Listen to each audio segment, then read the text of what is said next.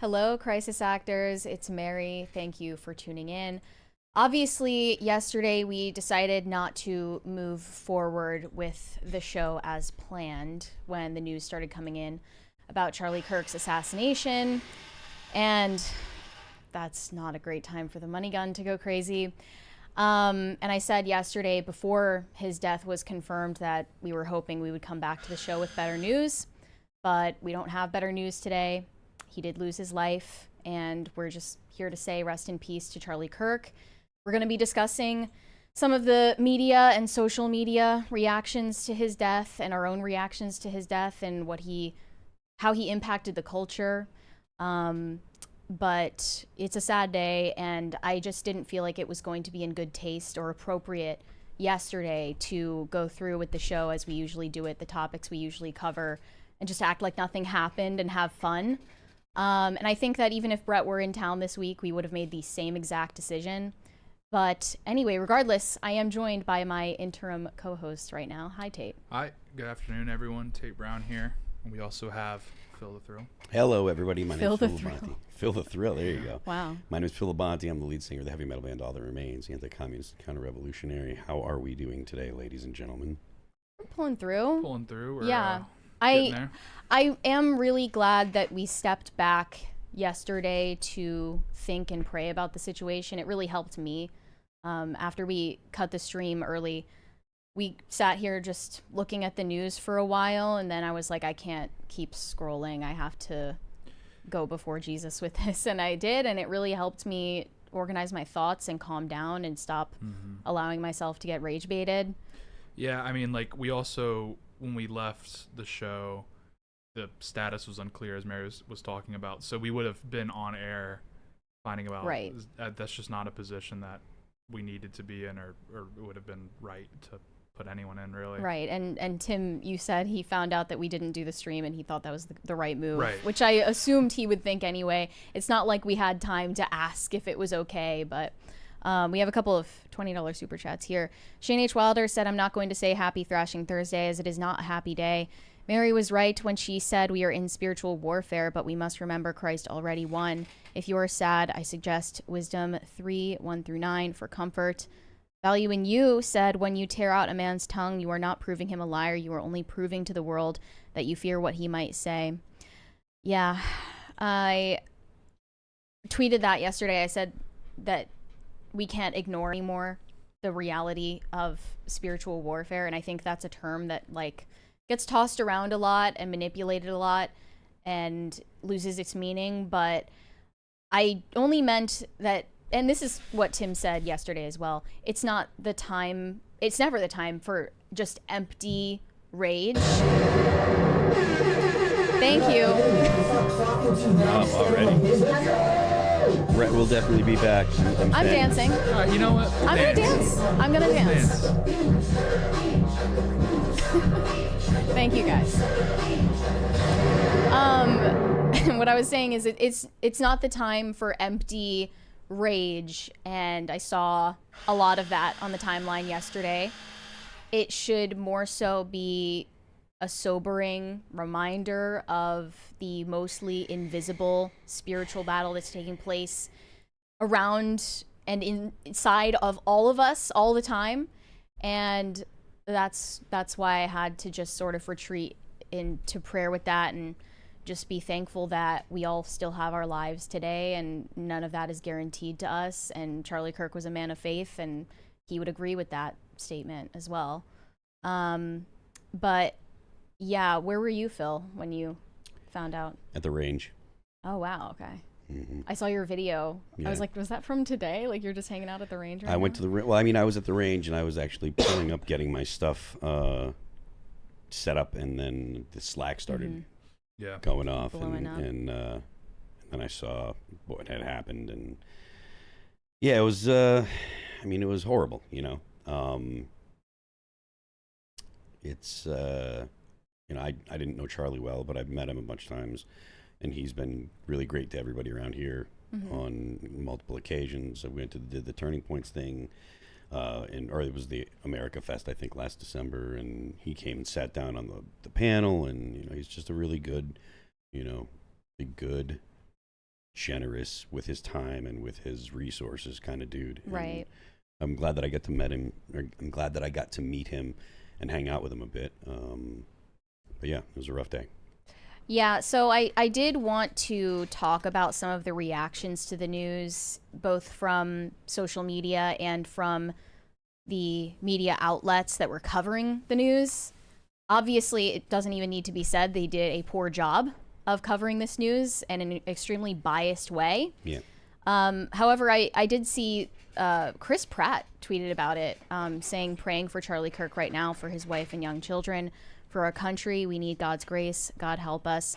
I was surprised to see that, because ordinarily, I know Chris Pratt gets a lot of shit for supposedly being a Republican, but he doesn't normally venture into the realm of talking about politics. And this is an extremely politicized incident, regardless of how you feel about it. So I was heartened to see that he responded that way. And I also saw Jason Aldean respond as well.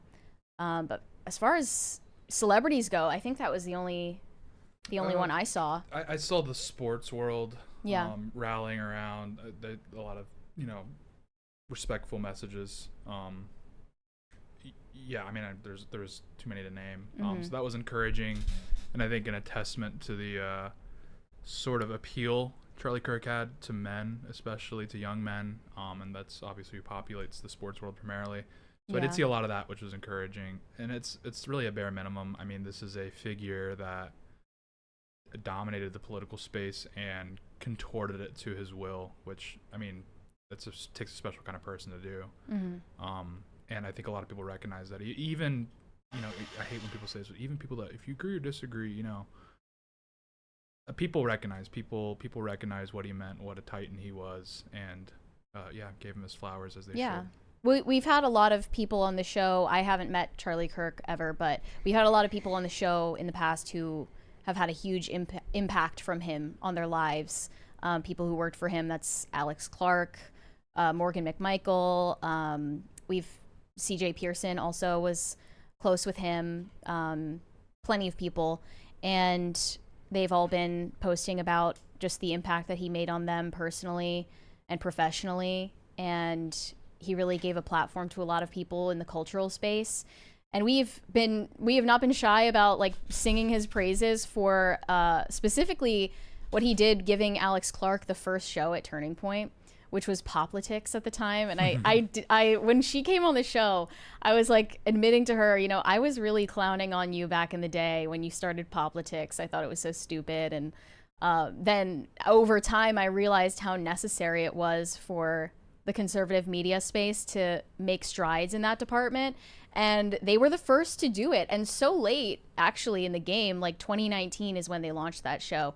But now looking back on it, like it was the perfect moment for that show to happen. And it's interesting to think about the cultural impact of someone like Charlie Kirk, because like normies know who he is, and they're finding out about this news as well. And you told me that South Park actually decided to take down the recent episode of that was like parodying Charlie from streaming platforms. I just that doesn't sit right with me, actually, because I don't think that they did that in a mean-spirited way. It maybe wasn't that funny. Sure. But it wasn't mean-spirited, and I don't think that Charlie Kirk would have said that he would want like comedy, even or especially that makes him the joke, censored as a response. He also found it funny. Like he expressed that, you know, he made it his profile picture. Like, exactly. it was a proper ribbing. There's no question about that. But The community He's a note, great sense of humor. He thought it was funny. This tweet said Trey Parker and Matt Stone have blood on their hands. Remove South Park from all streaming services. And then the community note says Charlie Kirk embraced and openly enjoyed his parody appearance on the show. He also claimed that he's been a fan of South Park his entire life. So yeah, that's not really the move. And you pointed out off air that people just don't really know how to respond with reverence and sensitivity without veering off into one extreme or the other. I also, last week, so weird the timing of all of it, I posted just a joke video on my Instagram about that clip of Charlie where he was like rolling his eyes after drinking a sip of coffee. Yeah. And I was like doing my imitation of that. And now it's hitting so many people's algorithms and they're thinking that I'm joining in on the people bashing him, and I don't want anyone to think that. But I don't feel like obligated to take down that video because it wasn't posted in a mean-spirited way. Right. And it was all just jokes, and people who support him and know him liked it too. And also, Kirk is a young man. Like, I mean, he's 31. He's tapped into the culture. He thinks those kinds of jokes are hilarious. Like, I promise he understood the importance of it. Right. Yeah. So, yeah, I think like you're saying, I mean, that's what we were talking about pre-show is people don't understand what proper reverence looks like. And I think that's because there's so much engagement farming going on right now. So people are just a bit confused. So they're not sure to mourn. I think it's coming from a good place. A lot of this, like, I think people are very upset. They just don't know how to mourn, and that's perfectly fine. We're all figuring this out together. I mean, this is a incident, a situation that is of enormous magnitude. There's no question about that. I was going to tell you to pull up the TikToks, but I just don't even want to show that right now. Obviously, if you've been scrolling on X, you know that there has been an enormous response from a lot of people on the left, both public figures and just random social media users who are disgustingly celebrating and excusing this. And yeah, I don't even want to show their faces on screen. I even saw that Harvey Levin at the TMZ office had to respond and apologize for his employees laughing in the background of their stream. And he did clarify that they allegedly weren't laughing at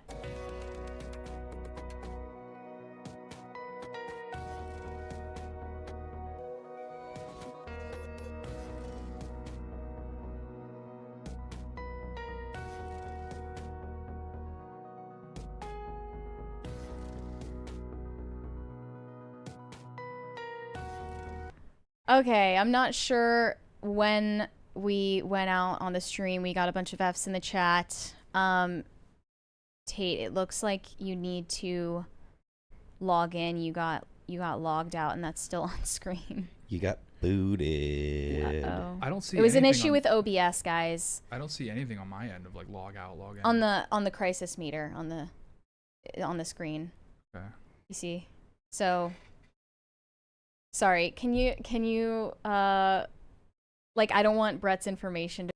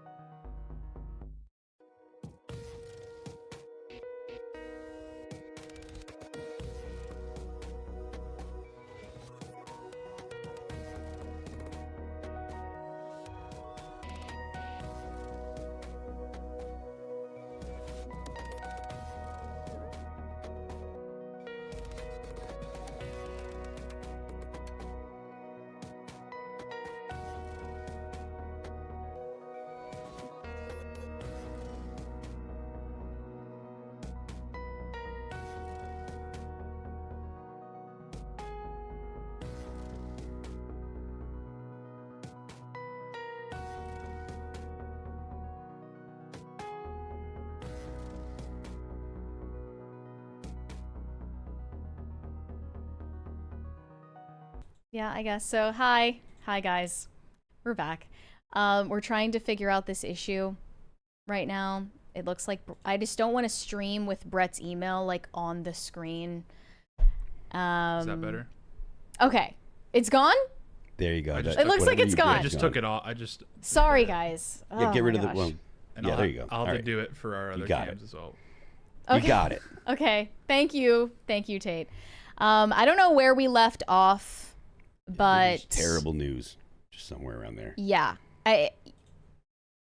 you know what? We might as well just cut that discussion short because the rest of it was negative stuff.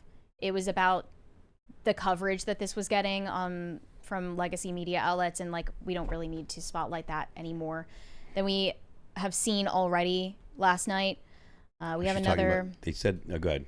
$20. Wait, we have another $20 super chat from High Voltage 75. It cut off right when you were talking about TMZ people laughing in the background. Yeah, the rest of it was just, you know, I was talking about some game developers, comic writers, Variety's coverage of it, that type of thing. But you know what? Now that we've had that technical issue, I had some time to give it some thought, and I don't want to spotlight that any more than any of us have already seen that stuff to begin with. So ultimately, I just did want to pay a little tribute to the cultural impact that Charlie Kirk has made in his career. And I think that is one of the ways that his legacy is going to continue, obviously, his family being the most important part of that. And he will be remembered fondly for what he contributed in this space. And I think like the reverberating effects are things that we don't even realize, like steps that we don't even realize that he took for us. So I did just want to pay homage a little bit to his impact.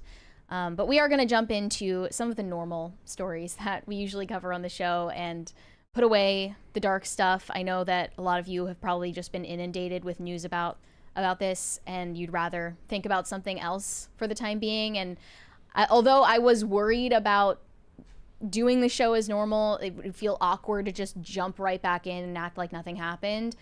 I do think it's necessary to continue the work that we do every day. So I saw that Glen Powell recently graced the cover of GQ magazine, and I think they're becoming known at this point for doing the most absurdist photo shoots of these celebrities. The last one being Travis Kelce doing the photo shoot in the swamp where he's like wrestling the alligator and holding a Birkin and wearing a fur coat in the middle of the bayou. The recent photo shoot with Glen Powell is the subject of a lot of controversy. People aren't sure if they should interpret it as satire or not. But if you have the pictures, Tate, I would love to share them with all of you. He's wearing this incredibly obvious muscle suit over his skin. And in one of these, it's sort of a mock presidential portrait that's giving Patrick Bateman vibes. Do you guys think that he could play Patrick Bateman? Now that I think about it, yeah. like he would probably do a good job of that. He has the crazy smile. That's Glen Powell? That's his name? Yeah. I'm familiar with him from Top Gun. Yeah. Other shows, but I'm not sure what. I wonder what would be his most well-known. He's got a very role. Probably Top Gun. Top Gun still? Really? He was also in the rom-com with Sydney Sweeney, Anyone But You. And he's sort of seen as the female Sydney Sweeney at this point. On the cover of GQ. Does he have big boobs or something? I mean, he has big pecs. So Something to be said there's about that. Yeah. On the cover, they have him wearing this muscle suit, and it says, "The state of the American male in 2025. Sex, politics, money, dating, business, friendship, etiquette, mental health, and of course, body maxing." He is representing the modern American male in all its glory. Good. And here were some of the responses from people on the left who really were desperate to interpret this as a critique of the patriarchy. One of them said, "The way this is a major dig at the conservative/Republican gym rat men." Another one said, "These photos touch upon looks maxing, thirst traps, toxic, ultra masculine bodybuilders, male gender affirming plastic surgery aspect of male unrealistic beauty standards.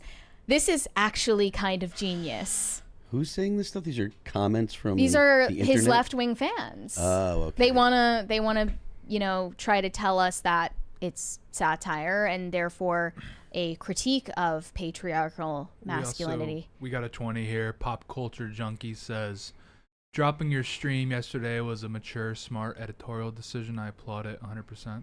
Thank you so much. And you know what? By the way, I'll mention, like, to the people who were mad that we cut the stream short yesterday, that we didn't go with the show as planned. You need Jesus, and I say that with zero sarcasm whatsoever. You do need Jesus. Like, address whatever spiritual problem it is in you that you don't understand where we were coming from when we made that decision. Another response said, eerily handsome politician who gets work done, fake muscles to appear more masculine. Nothing is real or genuine, depicting the bullshit, superficial Trump era manosphere gym bro loser epidemic. Loser epidemic. See, the fact that like they consider like that to be a loser thing, to have muscles, it is so much work to get into like good shape.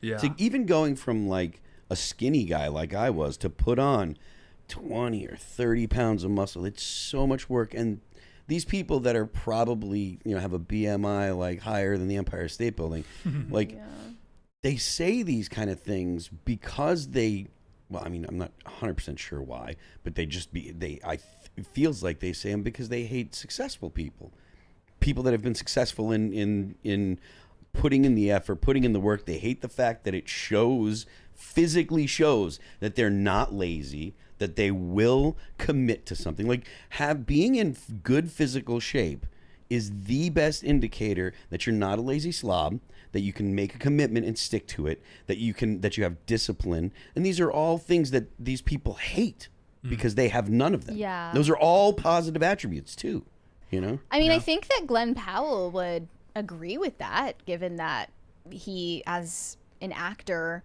has to be in incredible physical shape, and that's something that they focus on in his interview. But the people reacting to the images here are desperate to interpret it as a counter to the hyper masculine tropes that he plays in his own movies. Like one of these said, this shoot is a counter argument to performative male discourse. It's saying that ultimately, under the patriarchy, all men are pretending to be something they're not. One of the most important aspects of masculinity is competence, and that is one of the things that they hate, right? Like the whole like, you know, he's just this terrible person, blah blah blah. They hate the fact that it shows competence. Well, it's interesting that you say that, because one of the lines from this piece in GQ says, Glen Powell has turned his old-fashioned masculine competency into a career as a leading man. And that seems more like the message of this publication. However, I think Glen Powell was unfairly cherry-picked in this interview and cast in an unflattering light. They went with this headline: Glen Powell, I just find it's cool and tough to be open and vulnerable. And that was just one cherry-picked out of context line that he gave in this interview that they used and ran with as the soundbite because it makes him sound like he's advocating for like the male feminist, let's cry all the time and be blubbering messes agenda. But I don't think that's in context what he was actually saying. Glen Powell is known for playing these overly confident, cocky, hyper-masculine characters, including the one that he played in Top Gun Maverick. And that's what they were trying to talk about with him.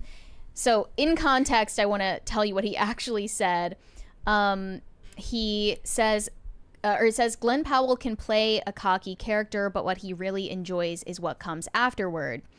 Powell likes these moments when the whole thing gets upended and the confident guy has his confidence punctured. The moment where the jerk becomes a little less of a jerk. Quote, I'm fascinated by the malleability of humans, our ability to change, our ability to become better. He is fascinated by the vulnerability in invulnerability. And they also have him talk about like the cruel side of Hollywood, where, you know, for a while his career was actually stalling. He says, "You're human and sensitive and life comes at you hard. I think it's really important when you get hit in the face and you're bleeding and your nose may be broken, you've got to take stock and say, let's reassess. How do I get my hands up next time?" Like the characters he plays, Powell is drawn to combat, but he is more drawn to what happens after the punches land. That's where I feel like vulnerability is the greatest sense of masculinity. Now, out of context, I would say that makes no sense, but I think he was trying to deliver a more nuanced point. Not acting like nothing hurts and not trying to act like that journey is painless. Glen Powell is unself-conscious about having failed before succeeding. Quote, "I just find that it's cool and tough to be open and vulnerable, and maybe that's just where it comes from with my family, but my family's all on the table and no one ever judges you for it." So he's not like making some grand statement about the state of the modern American male or saying that the patriarchy conditions men to think that like crying is weakness or something like that. But they really wanted to make it sound like that's what he was saying. Like he was just saying some very, you know, milquetoast statement like life is full of highs and lows and we're all flawed people, and you know, he just likes playing characters in movies. It's not that complicated. And the photo shoot, if I had to guess, knowing the track record of GQ, I might remind you, they do the Men of the Year lists. They have like one Man of the Year, but there are whole lists of different Men of the Year that they name every year. And they have nominated multiple women to be GQ Men of the Year in the past.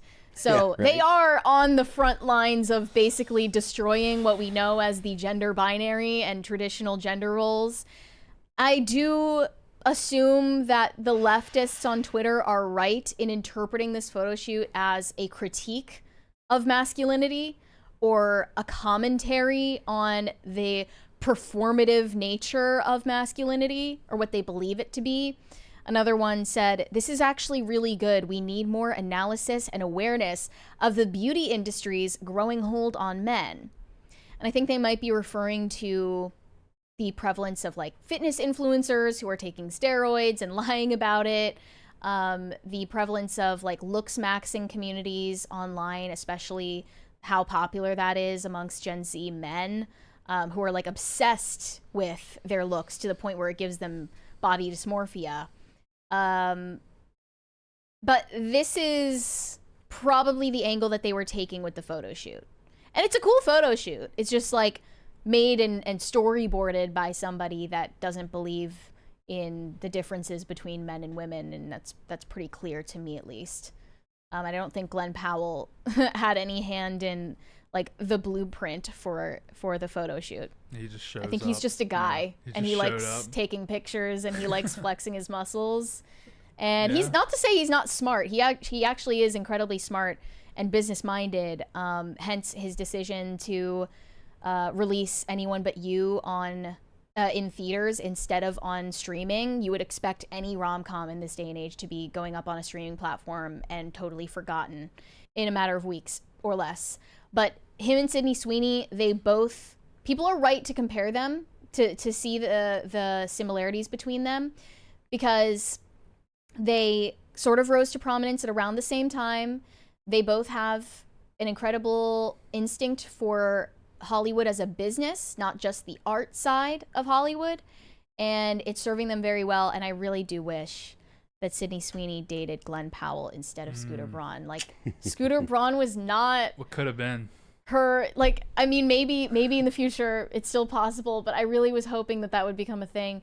Maybe they're just, you know what? They took the showmance to a length that I thought like it could actually become a real thing, but I don't know. They're both, much like Travis Kelce and Taylor Swift, equally committed to the bit, equally committed to the performance of it all. And I think that's what Taylor Swift and Travis Kelce like about each other. I think that Sydney Sweeney and Glen Powell have a lot of potential as a Hollywood couple, but I guess only time will tell if that'll happen. Okay, let's move on to Cringe of the Day. This one actually was meant for Libby's eyes, but we're gonna show it today. You can write a 300 We word. have, by the way, this is like MGK from Walmart as a school teacher. Let me refresh one more time. And today to Blake, you called him gay for painting his nails? Yeah, I did. Okay, dude, that is not it. So 2 things are gonna happen. First, you're gonna apologize. Second, I'm gonna give you 2 choices. First, you can write a 300-word essay about how you shouldn't judge people based on what they look like. Or you can paint your nails. Is that a teacher or something? Yeah. Oh God. Are you serious? Yeah, you just gotta paint one of them. Just gotta paint one of them. What's it gonna be? I mean, like, I'll take the nail polish then. All right.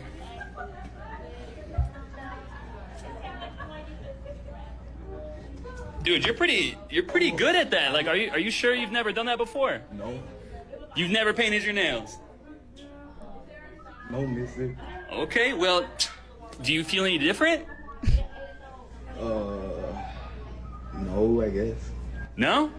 You don't feel any different? Nah. You mean you ain't gay now? No. All right, let's go take that nail polish off, dude. Come on. All right, man, I heard what you said This guy today. is a weirdo. Yeah, I mean, the teachers are getting a little weird, and they're They're mostly getting women. too bold. It's interesting to see a weirdo male teacher. You don't see, usually they manifest through like they look like Lester from GTA.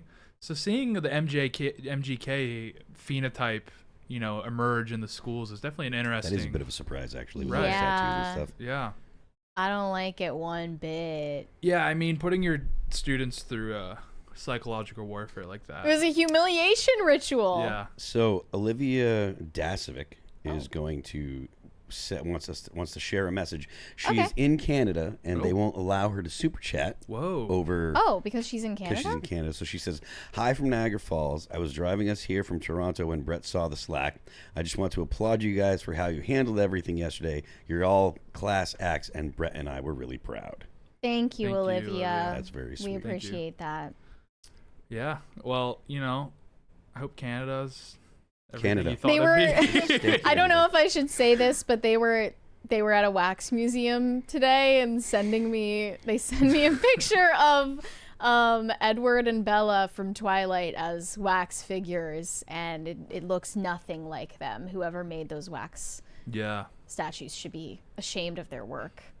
I always get when major events happen, right, good or bad, I tend to be out of the country and I get FOMO. Like I missed Really? the election. I was in Zambia, Oh. and I get huge FOMO because I think like when these events happen, you want to be around other Americans, right? Yeah. Like there's just Yeah. there's a sense of brotherhood there. So I wonder. I'd be curious if Brett and Olivia, if you feel a bit of FOMO being in Canada, because that would stress me out a little bit. I think. I don't know. Yeah. I mean, yeah, I hope that it doesn't cast any Right. That's shadow over was the thinking time that about they're that. trying to enjoy yeah. on their honeymoon. But yeah, they were just like watching the news with the rest of us Yeah. from afar. But yeah, by the way, were you friends with your teachers? No. Genuine I question. was Like, homeschooled, so. is this a normal thing Oh, now? so you were, well, yeah. Then you were friends with your parents, right? Yeah, my mom. Yeah, but Okay. when math class came, she was an op. No, I did all the co-op stuff, so I had teachers Oh. after like 8th grade. Oh, okay. But yeah, no, it was not. This is friends like a with them. new thing where like Teachers are ops. specifically millennial teachers want to be friends with their students. Yeah. And I really don't like that. not at all. The 'Cause you're- teachers should be impediments, not friends. They're not seen as authority figures anymore, but they also want to exercise the same like level of tyranny. Yeah, this is happening across the board. As everyone in leadership positions, they're convinced that the new leadership style is like befriend and win through hearts and minds, and it's like no, you need to be top-down, brutal, authoritarian. Also, I am still very much of the opinion that teachers should be it should go from like in elementary school you have only female teachers, middle school maybe start having male teachers, and then in high school you should only have male teachers. That was how it was for me for Yeah. the most part. Really Yeah. interesting. That was like at that point I think most of my teachers were male. Really? I mean, because I know, I think it's 30% of teachers are male, like at least in the public school system. And I had pretty much entirely female teachers, but I was in like faith-based education, so I don't know, maybe that throws things off. I went to a little weird bit. school. It was weird for a lot of reasons. Fair enough. Yeah. But So I not remember representative. I had very old, unk female teachers. So I guess aunt in this case it'd be Aunties. Aunties. Is that the female unk? Whatever it was, they were old heads, you know. And they whipped us into shape. They weren't trying to be our friends. They were and they should be moms that have like the instinct. They just viewed us as obstacles, I think, because they wanted to go outside and smoke. That's awesome. Yeah. So they just kind of viewed us as like in their way of their smoke break. So tremendous respect. And you hate to see the MGK community get involved in the schooling system. You don't want to see that. Okay, guys, we're going to jump into the first story today. And this is one that I've been sitting on for a minute because I thought we were going to get to talk about it yesterday. There's this new movie. It's about to come out in October called After the Hunt. It is directed by Luca Guadagnino, and it's starring Julia Roberts, Andrew Garfield, and Ayo Edebiri. Ayo Edebiri is a zillennial actress. If you're born in 1995, I feel like that doesn't really earn you the right to call yourself a Zoomer or a millennial, so I'm going to call her a zillennial. Yeah. But she is mostly known, I think, for her role in the TV show The Bear, playing Sydney. But she is in this movie with these two actors who are so much higher caliber than her. And I find the premise of the movie extremely fascinating. I think that Hollywood is at the point post-MeToo where they're ready to artistically offer a referendum on the excesses of the MeToo movement, and also they're willing to make art that explores the culture of like safetyism or safe spaces in academia as well. The premise of this movie is that Julia Roberts and Andrew Garfield are colleagues. They are both professors at Yale University, and Ayo Edebiri is a student of theirs. And it sort of shows that Julia Roberts is a mentor to this younger student, and they confront her at a party about the fragility of her generation, the Zoomer generation. Like, how, you can't handle, being criticized or arguing about your ideas or taking jokes or whatever. And then what happens is the younger student, played by Ayo Edebiri, later accuses Andrew Garfield, the professor, of me-tooing her somehow. And when Julia Roberts finds out that this is an accusation against her colleague, she's not sure whose side to take, and then approaches him about it, and he instead claims that the student is guilty of plagiarism or cheating, and that she's using this Me Too accusation to corner him into not throwing her under the bus for her academic dishonesty. So let's watch the trailer, and I just want to get your first impressions of it. All your generation, you're scared of saying the wrong thing. When did offending someone become the preeminent cardinal sin? Maybe it's around the same time your generation started making sweeping generalizations about ours. Whatever shame you have around self-expression, it is bullshit. Bullshit.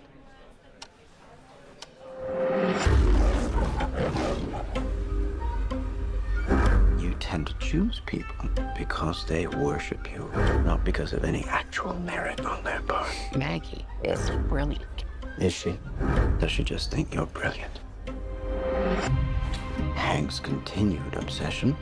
We're friends. Always will be. Here we go. Talk to Maggie today. No, she wasn't in class. No call, no show. I need to speak with you, okay? Hank walked me home. He asked for a nightcap, which, it's fine. Hank, everybody loves Hank. What are you saying happened? He crossed the line. But what actually happened? It's the right thing to do, isn't it? To tell someone and, given your history.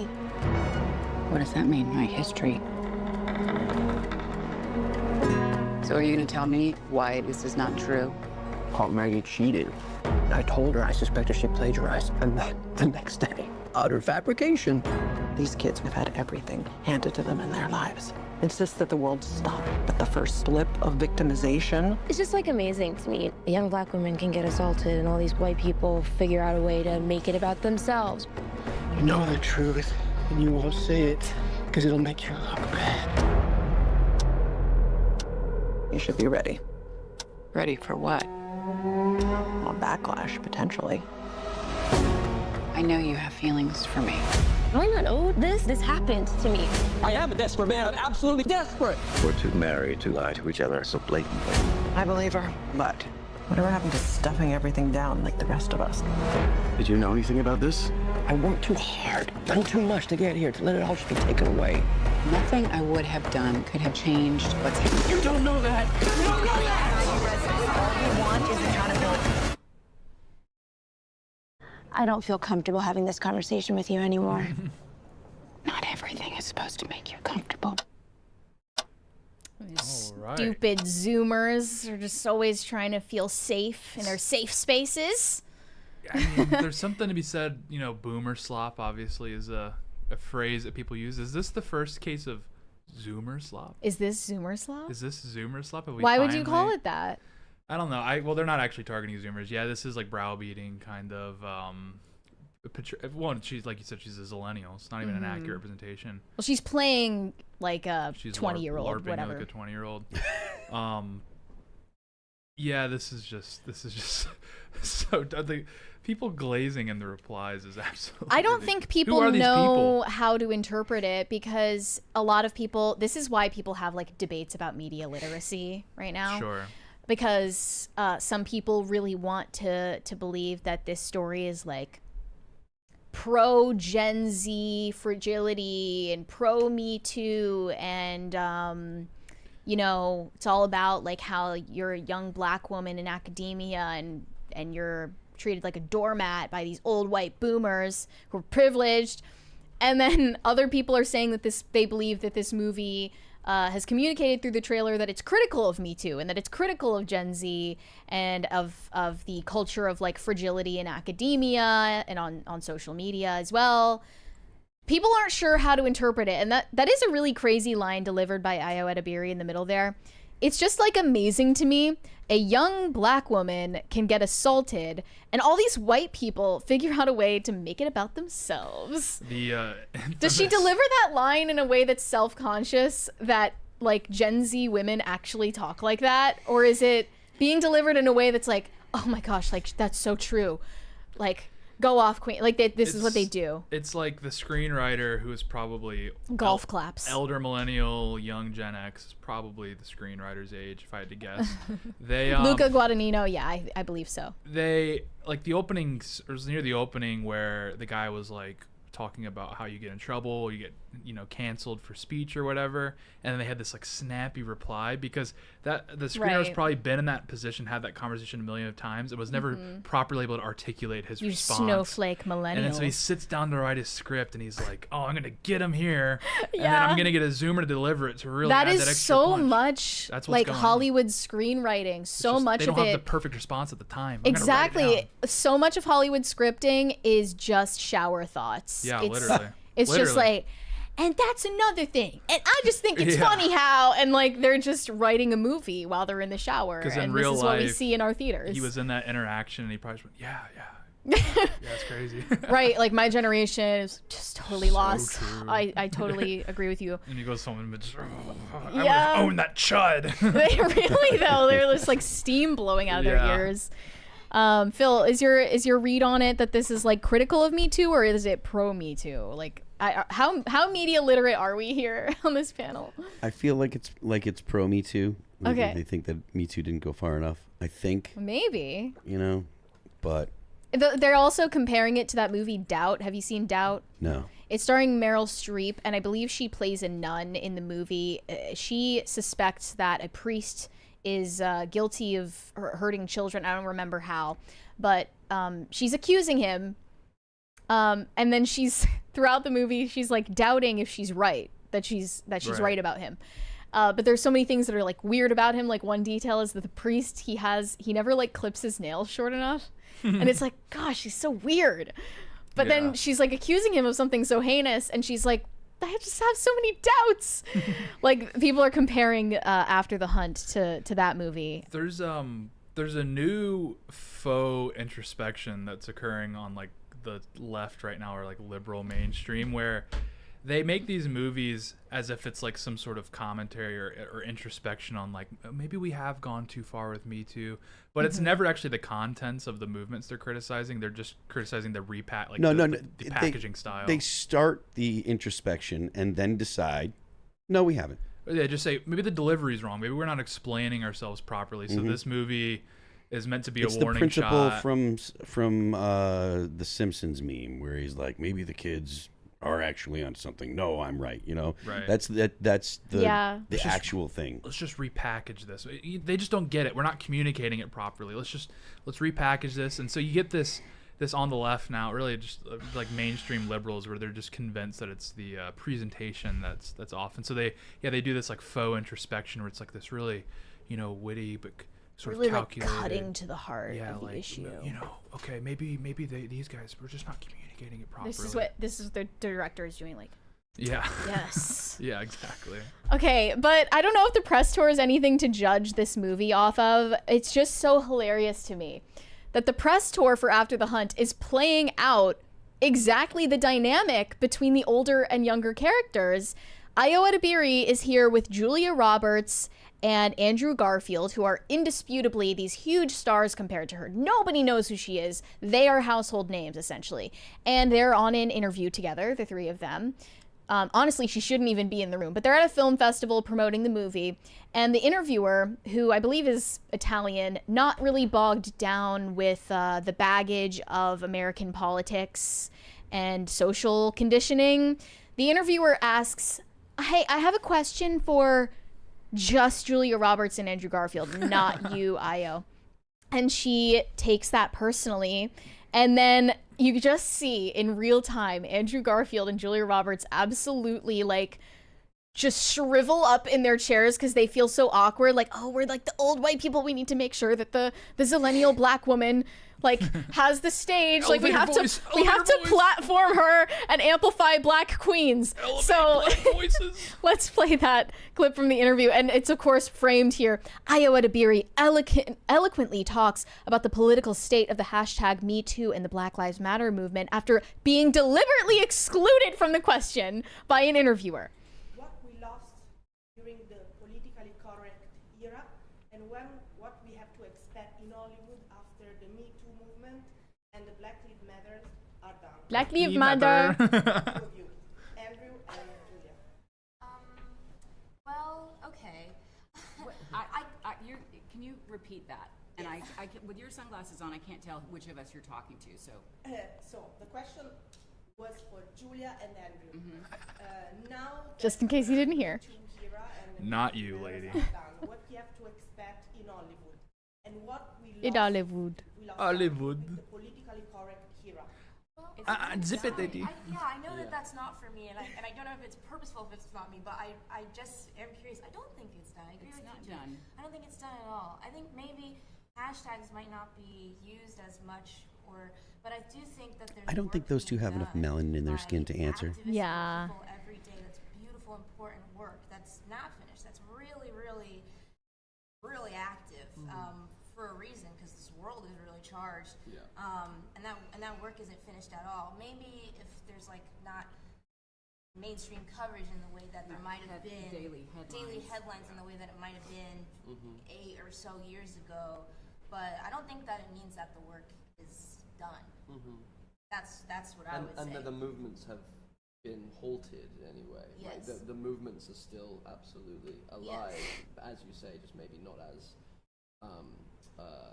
labeled or covered, or like witnessed as or kind of magnified as much. He's not saying anything. And they were like, we are gonna sit our white ass down and listen while a black queen is speaking. Like he's talking and she says a word. He's like, yeah, that's what I meant. Yeah. I mean, the way that they just like started imploding as soon as the question was asked, because they were so Dude, he's scared. Stressed. Yeah. Stressing. Stress. They were in terror. Like, they had no idea what to do. And clearly, Ayo Edebiri didn't understand. She was being excluded from the question because no one knows who the fuck you are. Yeah. Italian You're not lady. famous, okay? It's like, zip it, lady. I want to hear That's from the why stars. it has nothing to do with the fact that you're younger or the fact that you're black. It's just that your co-stars are famous and you're not. Real. And you can put in enough work where one day you could be on the level of a Julia Roberts, but that's not you. And it's just funny how people are gonna read into this and think like, oh, it's that racist interviewer is excluding a black queen from talking about Black Lives Matter.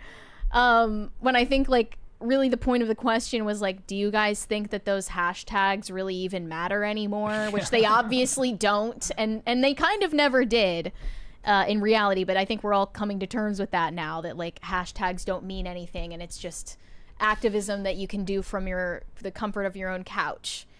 Anyway, in Italy, they're not elevating black voices; they're lowering. Yes, they are. Saying, They're silencing. Ayo, it's quiet. They're silencing Ayo Edebiri. We want to hear from Spider-Man. Exactly. Sorry, lady. Oh yeah, he played And Pretty Spider-Man. Woman. Yeah, That Pretty big Woman. old long neck. What, Ayo, is that your name? All right, enough. Spider-Man, what do you think about the hashtags? That's another thing. It's harder to say her name than Julia or Andrew. So Right. She has a reaction as her there's an name. issue. Ayo, you usually express that in like disgust. Mhm. Ayo, and that's her name. It's really something. Yeah. There's a lot going on, but it's Spider-Man. Any thoughts on Black Lives Matter? Hey, enough. We got it. Zip it. And Spider-Man. I would normally say like that's such a dumb question to include in an interview for a movie, but because of the nature of the movie, I wanted to like provide the context of the subject matter. It actually does make sense for them to ask about things like that, about the Me Too movement, what their thoughts are on it, and why that movie After the Hunt is, they believe, a valuable addition to that conversation, which most people consider definitively over and dead, especially since Blake Lively's lawsuit against Justin Baldoni last year and ongoing. That was like the nail in the coffin. If there even needed to be another one, people are coming around to that realization. But I am interested, and I think I might actually bother seeing that movie in theaters. Wow. Maybe it's just like because it's the Zoomer slop, so I'm gonna show up for the Zoomer slop. I showed up. Real. The last Zoomer slop I showed up for was Materialists, the A24 rom-com, which was not a rom-com. It was just a really depressing commentary on the state of modern dating and marriage, whether or not it's a viable institution. I don't recommend it. Okay, let's read some super chats. Shane H. Wilder said, happy Wednesday. Oh, that was from yesterday. Happy Wednesday, Mary, Tate, and Libby.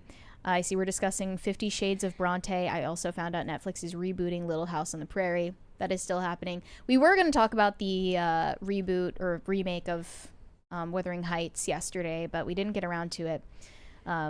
Maybe in the future, though.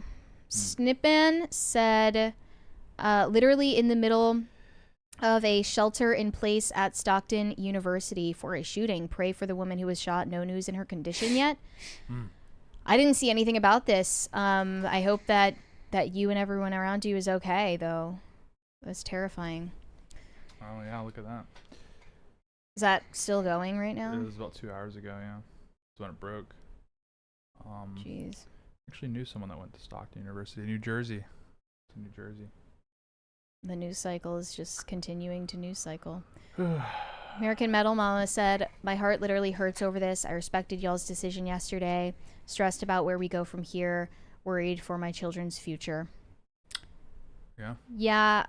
I was getting really in my head about it. I was getting really angry and scared, but just going to prayer really helped me. Yeah. Organize my thoughts on it. Yeah, if you win the Bible, it spoils everything. We win in the end. So that's the one assurance you can have. The path forward looks very grim right now, but there is a very narrow pathway forward, and that's the one we're going to take. People are retweeting old posts from Charlie that were extremely pertinent to the discourse, actually. Yeah. Sorry, guys. I lost my place here. Corey Anderson. Oh, gosh. I don't know if I can even read that. I don't know if I can read that. That's happened a lot lately. Okay. I think I'll just read this part. This idiot has no idea what they have done to that community. Yeah, we still have no idea who was responsible for this. Yeah. That's still an open question, and that's terrifying. Shane H. Wilder said Tim Allen posted condolences this morning. Good man. Jared Klein said, normally I'd post a Mary loving musical theater joke here, but it's not that kind of day. Mary, thank you for your humor, smile, and analysis during this troubling time. Trying to keep it together. I honestly, normally I'm not the type who gets like emotionally affected by news. But I think it's because he's so close to so many people in this space. And then I saw like videos of his children and everything. It was really sad. It was really sad.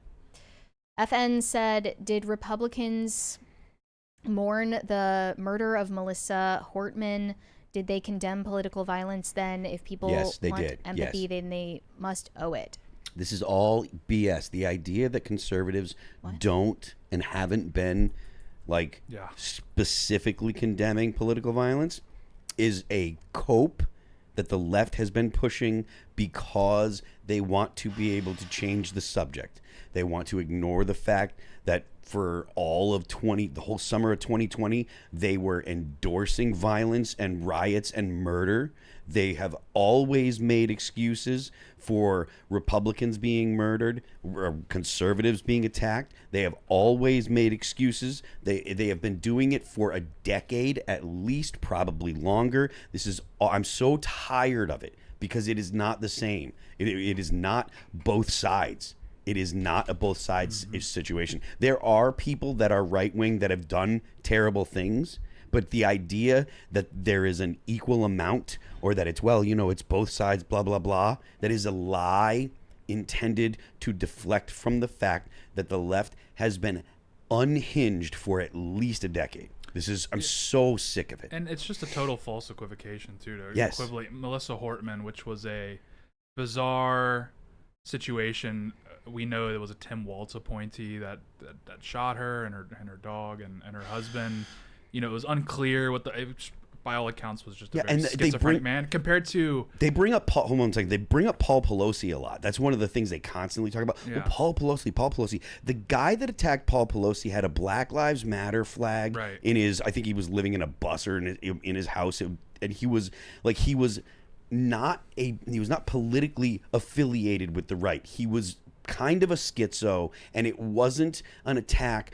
It wasn't a politically motivated attack. It was a schizo. The guy had all kinds of Greenpeace stuff. He had all kinds of left-wing propaganda in his house, and he also had gone over to kind of the right at the end, as it got closer to the attack and stuff. But the point is, the guy was a schizo, right? He was a crazy person first, and the politics surrounding it were secondary. Yeah, it's like Phil's saying, total false equivocation compared to Charlie Kirk, who's a titan, right? I mean, sad when anyone dies, obviously, but Charlie Kirk, there's a little something extra there. He's obviously a more relevant political figure than Melissa Hortman. Right, yeah. By a long shot. Let's not beat around the bush. That's 100% the case. And then also the way he died, where it was in front of everyone, not just the people there, but that everyone saw it on their timelines. Just stop. Like, honestly, this is just these BS, morality tests that you're sending out. It's just BS. You're just a sick human being, and you just need to look yourself in the mirror and see if you like what you see, because I guarantee you don't. So don't take that out. Don't take that out and waste $5 even bothering with that crap. So just enough. Yeah. Enough.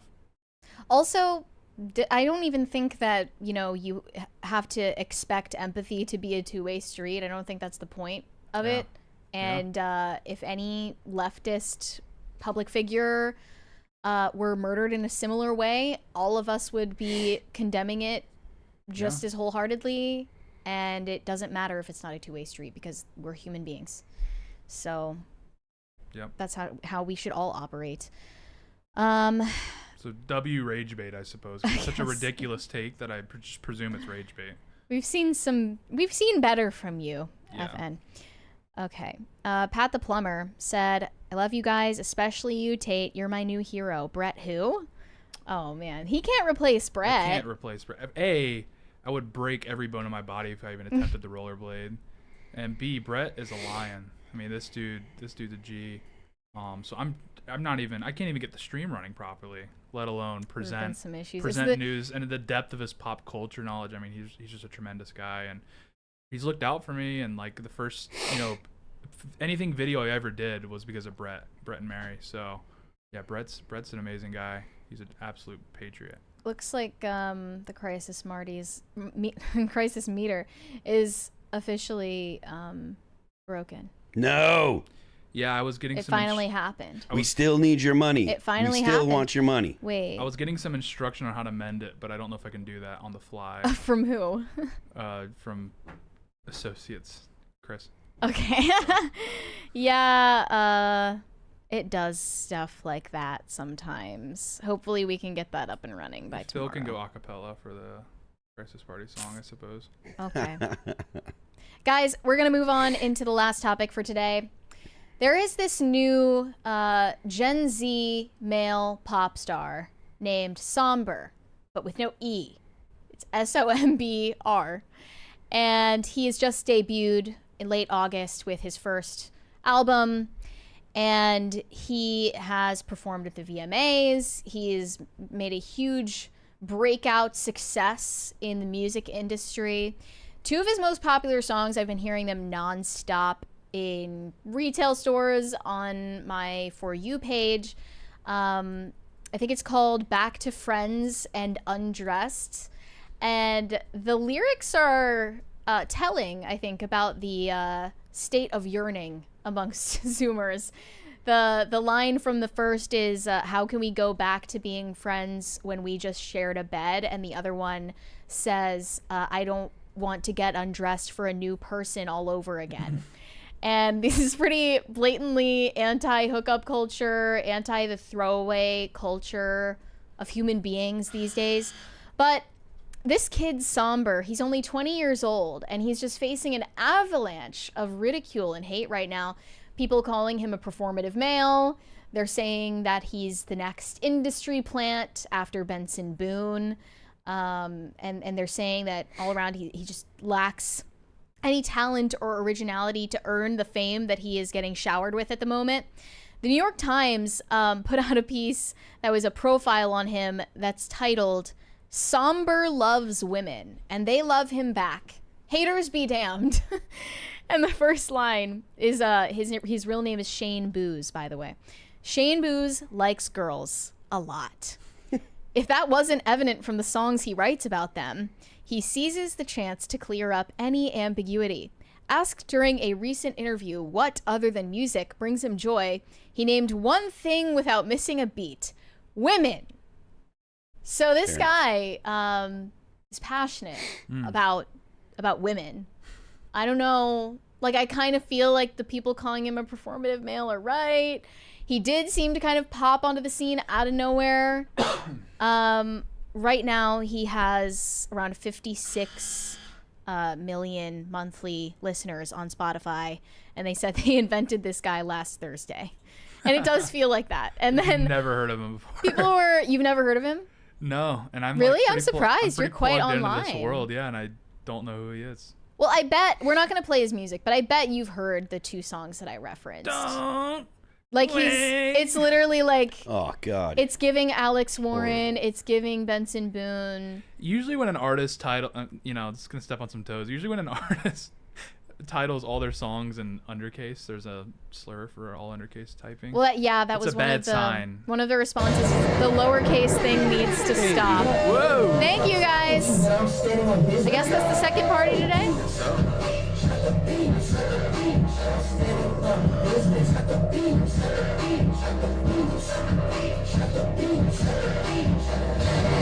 Also, his stage name reminds me of Crumble, which is a bad sign. Crumble Cookies?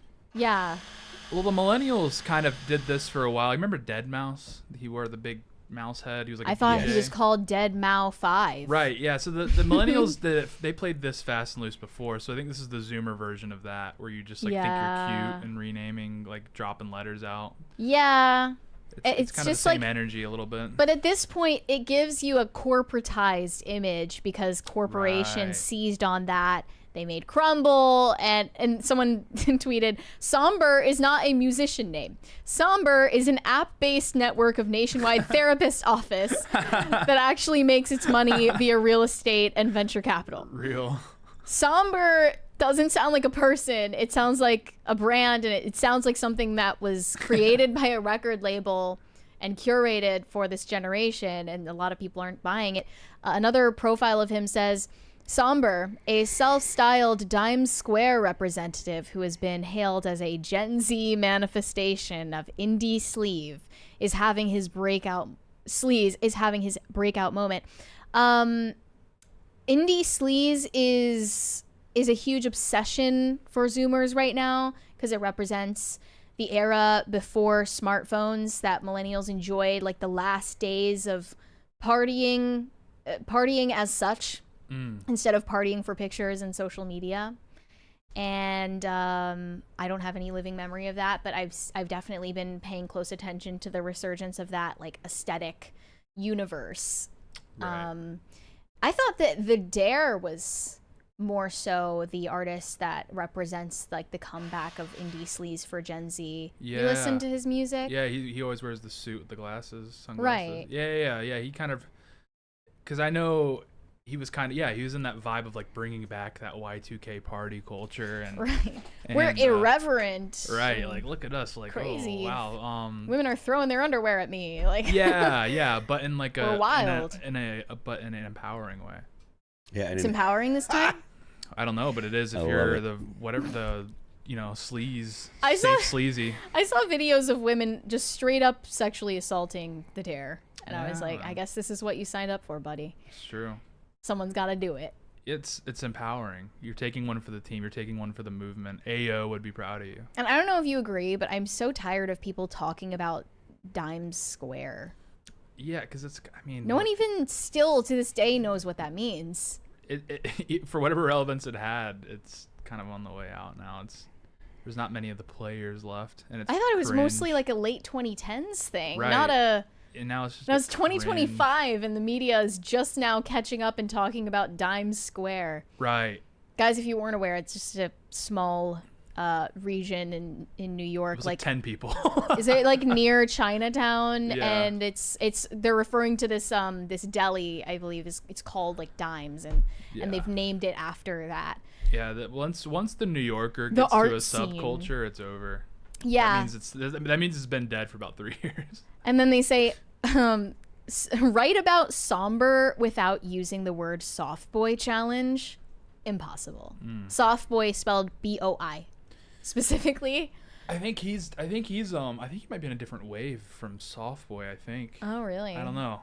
He's constantly wearing crop tops that show like the bottom of his belly. Because wasn't soft boy more like... He's a wet cigarette man. Wasn't that more like Rex Orange County kind of thing? Yeah, soft boy definitely has more of a 2010s where this is like vibe. Safe sleazy vibe. Like it gives me like soft boy is Drake wearing a knit sweater and wire rim glasses. Yeah, like Hotline Bling. Like borderline Mac DeMarco. Mm-hmm. But this is more safe sleazy, which is its own thing. Different. Yeah.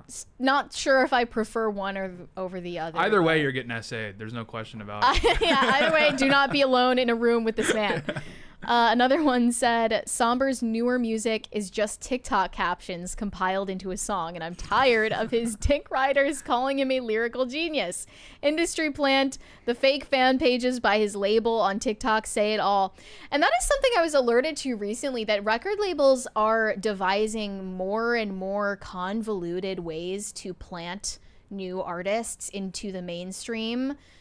Including like guerrilla marketing campaigns that would definitely get one over on me. They are right. They're creating fake fan pages for these artists. And they're creating like fan edits of these artists and astroturfing them into social media relevancy that makes it look like, oh, this person like suddenly caught the algorithm. And Phil, I don't know if like you've noticed this, but do you think that I'm like attributing too much intelligence to the record label executives here? Or like, Is it a malice incompetence situation that's going on? No, I mean, I don't know that I agree with you, but it's also an error to be like, oh, they're all just dumb. They're not dumb. Like it's a random thing. It's not random. Yeah, yeah. Sure. I mean, like if your argument is, oh, I'm thinking of this, but they're too dumb to think of this. No, like record executives are not stupid people. They're not morons. They don't get to where they are by being dumb. And that's one of the tropes that people tend to fall into. Someone I don't like and is in a position of authority, yet somehow I think they're dumb. I'm smarter than them. Well, if you were, that's like my favorite thing to do. Well, if you were, why do you think they're in these positions? How did they get there? Sleep Token is an industry plan. Okay. Sleep Token is an industry plan. Triggered. Yeah, Triggered much? Great comeback. But yeah, like legitimately, like these people are not stupid people. The people that work in marketing are not stupid people. They are very effective, and they're generally, not always, they're generally pretty smart. There are plenty of people that work in the music industry that are dumb. Sure. Artists mostly. They tend to be musicians. Yeah. I'll tell you what. There are times when I'm around musicians and stuff where I feel like I'm very intelligent, and then when I'm around people in politics and podcasting, I'm like, no, I don't think that I'm very intelligent. I think I'm probably middle of the road kind of dude.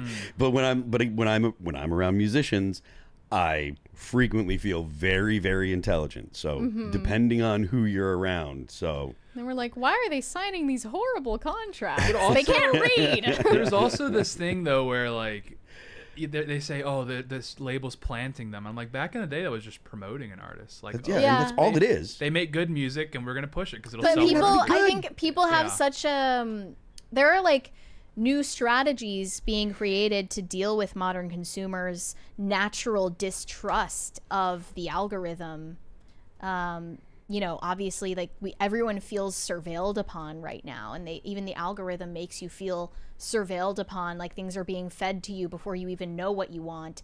And I think consumers are at a peak level of like suspicion of people and products that are being sold to them, and it takes going over. It's like such a bigger challenge to just get people on board with entertaining anything now. Compared to before, like the era you were just talking about.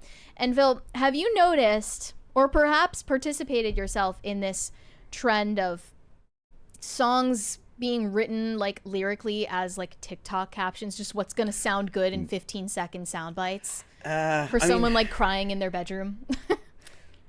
There are like that's not new for TikTok, right? You guys ever hear the song Studio? By I think it's by Phil Collins, but it might be by I think he wasn't in the Police. What was the Genesis? Sure. He was in a band called Genesis from the 80s, and he also had a solo career. He wrote a song called Studio, and studio is not a real word. It was just they were coming I thought you said studio. No, okay. Studio. Okay. If you Google it, you'll find it. It was a big song. It wasn't a real word. What he was doing is he was doing like a scat kind of thing to come up with melody ideas, and he liked the way that it sound and the way that it fit. So he's like, I'm just going to leave that for the chorus, and we'll say that that's a woman's name because that's basically what the song turned into. It's about a woman named Studio, but Studio wasn't a real person. It wasn't a real. Nobody's ever heard of anyone else named Studio. It just was that it fit the way that he wanted it to sound. So it's not new. Okay. It's not TikTok. It's not some kind of Gen Z discovery. Like, this is the way that musicians have been doing things for a long So this is the way that musicians have been doing things for a long time. Like in our most recent song, right? Not most recent song, but our most recent record, there's a song called, the lead single was Divine.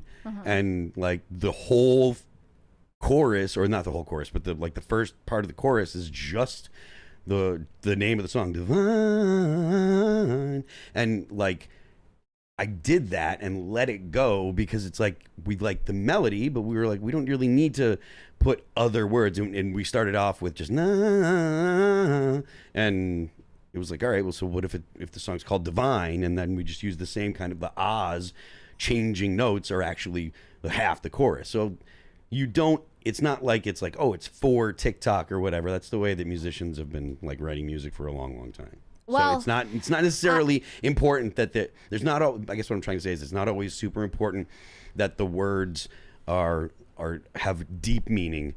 They have to get across what you're trying to say. So it doesn't even have to have, like, maybe the meaning isn't in that particular phrase, it's in the ones that are around it, you know? So. Well, I only say that because of, like, specifically that song Man-Child that Sabrina Carpenter recently put out. She's this part in the song that's so clearly written just so that people will use it as a TikTok audio.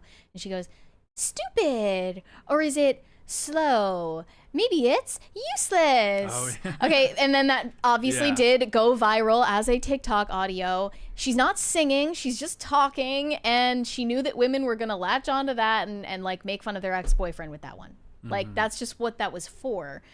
It's kind of tiresome at this point. I did want to show a couple of videos of Sombr, because this kid just, I think he's like demonstrating the new meta for what it is to be a Gen Z celebrity. He seems like he's like making it charming to like not know what this whole being famous thing is about. Like, look at me, I'm quirky and I'm at the VMAs. What's going on, guys? This is crazy. Here's the first one. Really 6'7". I mean, obviously, is that even a question? Y'all, please stop putting stuff up like this because it's really killing my vibe. Personally, I don't like to be like questioned like this. Obviously, I'm a Dubai chocolate in a world full of Labubus. So please cut this stuff out. Album is out August 22nd. Please stream it. Sombr out. He said, I'm a Dubai chocolate in a world full of Labubus. That was a gut punch. Like, that one hurt. And plus, the blazer with no shirt underneath That one moment. Hurt. That one not feel good. That did not hit correctly. Like, artists just shouldn't talk. I'm at the point where I'm just like, stop talking. Yeah, can we just, is there a way, like, Not you, Phil. Besides, everyone that's not in All That Remains should be silenced forever. Yeah, no, that didn't feel What does good. that even mean? I'm a Dubai chocolate in a world full of Labubus? What does that mean? I feel like molested. That was bad. That was a violation of everything. No surprise, the vast majority of Sombr's fan base is female, and it's because he's like, I'm like a soft boy. Oh like, my god. You know, like I feel taken advantage of. I'm like I'll put it that way. obsessed. I'm obsessed with women. I'm like a yearner, whatever. Like, I'm a true lover boy. Like, women are just all over that. So there's this video of him interacting with his fans, and it's captioned, Sombr is the definition of a Gen Z celebrity. Because what is bro even doing when he meets his fans? And this is whoa. He turn this. He's just like going like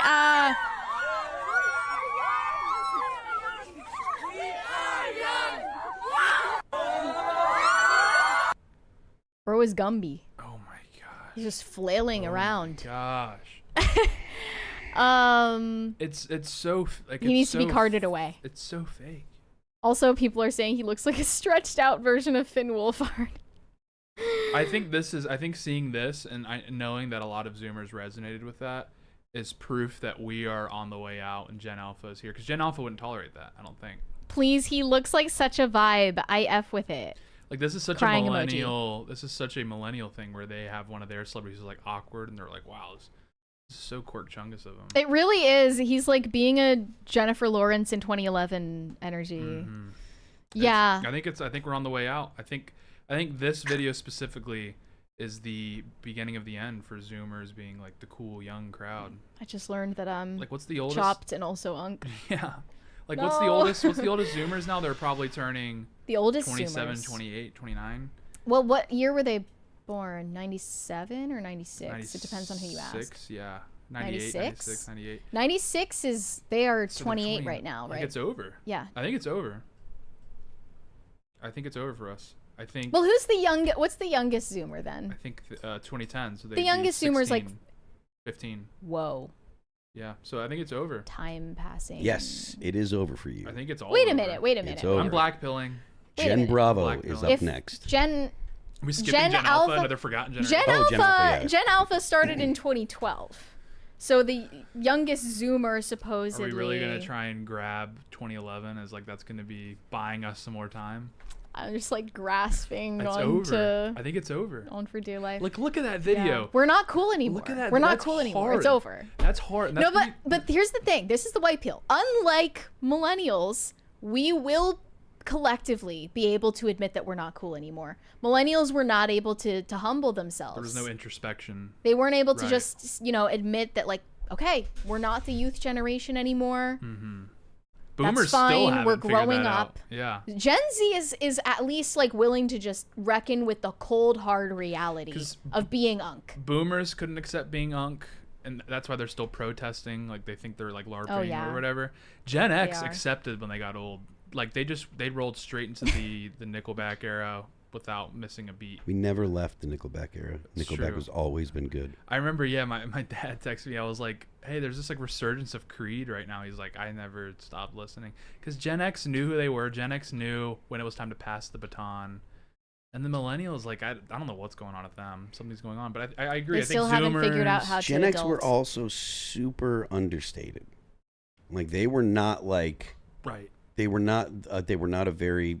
like The Xers? boisterous, yeah, because like they were not a very boisterous, put me first generation. They were the latchkey kids. They were the kids whose parents were like, go take care of yourself, and they were very understated. Mm-hmm. Millennials kind of burst onto the scene and were like, me, and they were like, Right. you have to care about these things that I care about, and you can't. They were the first people to be like, you can't say that, you can't say this. Right. And so they made their presence very known, and they were making demands. Whereas Gen X was just like, shut Under the hell up. radar. I think that's also why Gen X is probably going to miss out on having a president. I don't know that they'll miss out on having Wow. a president. So far, I mean, you might just get Possible. leapfrogged by JD Vance. Which He's a is millennial. JD Vance? Oh, he's Gen- like an arc millennial, yeah. He's a millennial. Oh, Oh, he's like right in the middle. Yeah. He was born in 1980. Yeah. oh God, he's that much younger than me. Huh? He's 45. Correct. Well, he's 45. No, then. 1985. Yeah, he was born in 1980. He's 40. So then he's 40. Okay. Mhm. Well, maybe. So That would be fitting for Gen X, actually, get to just get totally skipped. ignored. yeah, it's a shame. it's not. I mean, look, man. I really feel like Gen X is like we just don't effing care about your bullshit. Well, the but funny it's thing like it's is- a little bit too like Seth Rogen, like her, like weed Is he- dude, Right. like nothing matters. Well, the one interesting thing is Gen Z is emulating Gen X with our fashion and music, like 80s and 90s. Yeah. And that was like you guys peak. look terrible. That's true. Thanks. So there's like a bit of mutual, because Gen Z was raised by Gen Xers, so I think there's kind of a mutual, like, oh, my dad dressed like this. Like, my dad had drip in the 90s. Like, I look at his fits, and I'm like, I tell him, I send a picture, like an old picture of him. I'm like, you do know if you kept all that, that'd be like $500 on Depop guaranteed. On Vinted. Yeah. That would Yeah. go crazy. And he's like, oh, well, it's in a landfill somewhere. But yeah, but it's Zoomers are chopped unk. There's no question about it. It's over for us. I'm blackpilling. The wall is like right there. I'm looking at it. I'm looking up at it. Yeah. And it just got 10 feet higher as well. I think that's what's going on. Yeah. It's over. I'm blackpilled. But Gen Alpha, I think this is the beginning of the end. That Sombr. I'm saying right now, watching that video, and that's gonna hit Gen Alpha's phones, and they're gonna see that, and they're gonna say, oh, that's gonna be like when we saw Seth Rogen going, oh. It's like Sombr is the Macklemore Yeah. of Gen Yeah. Z. That's what's going on. I think that's what it is. I think you nailed it. Yikes. It's over. Well, It's on over. that note, let's finish up reading these super chats. Arsenal Man said, I would have called that teacher slurs. I mean, Yeah, and he'd make you paint your nails. then he If would you were Gen X, you'd call everybody slurs. he would just humiliate you. Yeah, this is the problem. Okay. Is the kids are fighting back. The Gen Xers are a little bit annoying about it, though. Like, because they go on, Yeah, now they have you're not social the- media. You're not the one to talk because everything annoys you. They go on social media and they're like, we were out until the streetlights were on and drank out of the garden hose. And they're guys do that. They Phil. really are obsessed with the fact that they drank out of the hose. Everyone did that. I drank out of the I hose. did that too. I It's remember- not just a Gen X And I thing. remember we had like mint plant like right by the hose, so the water was like minty. I don't know how it infused. Minty, huh? Yeah, you know those new water Nice. bottles coming out where it's like the like the pocket of air and it flavors the water. No, I've Oh, it's a never new thing. Yeah, so it like seen flavors that. the water with air. Okay. I've been on that wave. I've been drinking mint tainted water for however long, infused with the Memphis City municipal I've water. never had mint flavored water. I don't know what to tell you. That's why you are the way Have that you you had are. any Dubai chocolate infused No. water? Any Labubu water? Have you guys tried Dubai chocolate, by the way? Yeah, at a mall. I tried Dubai chocolate. I was at the mall and I It's was like, you know actually what? worth the hype, and I stand by that. It It's was so like good. chocolate with hair in it. I know, but I love it. Okay. I'm one of those people who likes the giant, what are they called? Like the Weetabix or whatever. No, they're like Oh, mini wheats. what are the big ones called? Like the big, it's just a mini wheat, but it's like huge. And you like pour milk on it. It's definitely not mini then, is it? It's the same thing. It's like a Shredded wheat. the shredded wheat If it's biscuit. the big one, it's shredded wheat. I'm one of those people You that like likes okay. that. Mini beats. Because like when I get chocolate, I go Hershey because it's almost like when you get the crunch, but there's too much going on. It's like just give me the chocolate. There's all these obstacles they're infusing into the chocolate, and a Hershey just It's a problem. Just gives it to you. You know. Europeans hate Hershey though.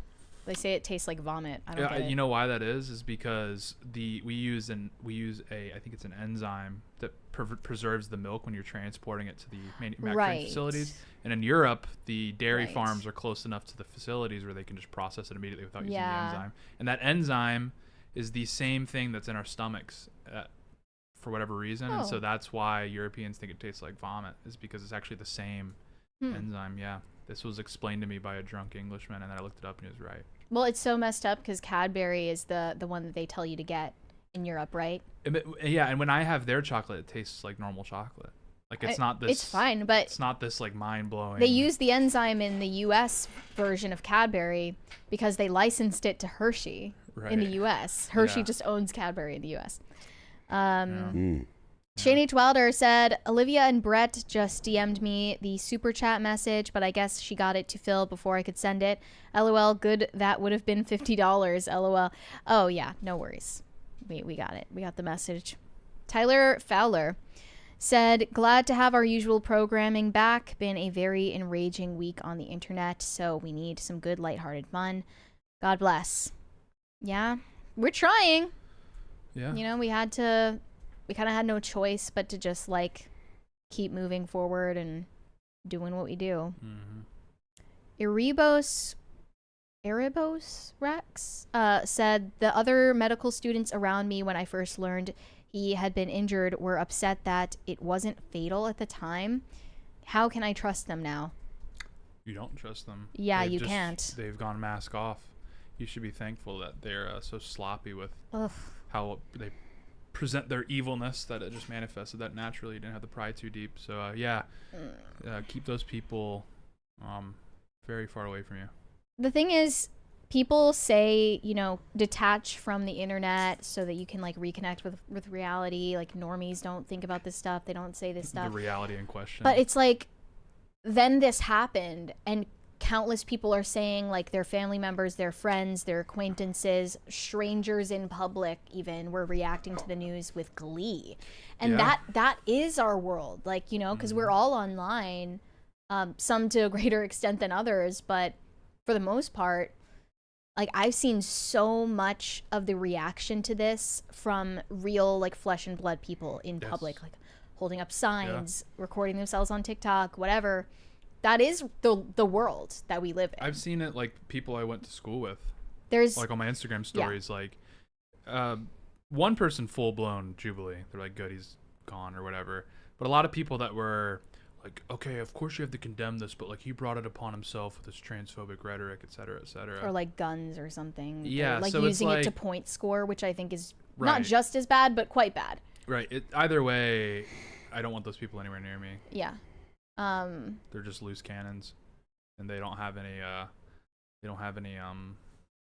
any soul left. I would say maybe they have a soul, obviously, but they don't have any. Certainly no empathy left. And Their intellect has been darkened by evil. Their soul has been the truth. corroded. That would be the way to put it. And you don't want those people around you. Those people are ticking time bombs. Yes. Corn Pop said, Mary thoughts on us going on one date? I don't have thoughts on that, and that is not going to happen. Shane H. Wilder said, sorry for yesterday's super chat. I sent it before the news dropped. No worries, Shane. I just felt like reading it because you did spend money to send it anyway, and I wasn't going to read it yesterday. Not that. John Stewart said 07 crisis meter. Yeah. It's gone. Real one is gone. Well, at least for now. We'll figure it out. Until tomorrow. I'll have it fixed tomorrow, inshallah. Tyler Fowler said, I hate how so many people are acting like we're overreacting to Charlie's death and that we don't react this way to other shootings, completely ignoring the implications that Charlie's death has. Yeah, look, not only was Charlie kind of like the voice of a massive, massive movement, but shooting Charlie is essentially claiming that free speech is dead and that you don't want to engage in free speech. The left, or whoever did it, literally shot the guy that went to places with people that were hostile to his ideas and said, let's just talk about it. The left has been shutting down the right, has been canceling the right, has been doing whatever they can to punish people for having opinions and ideas that the left despises. And they've been doing it for the better part of a decade, probably over a decade now.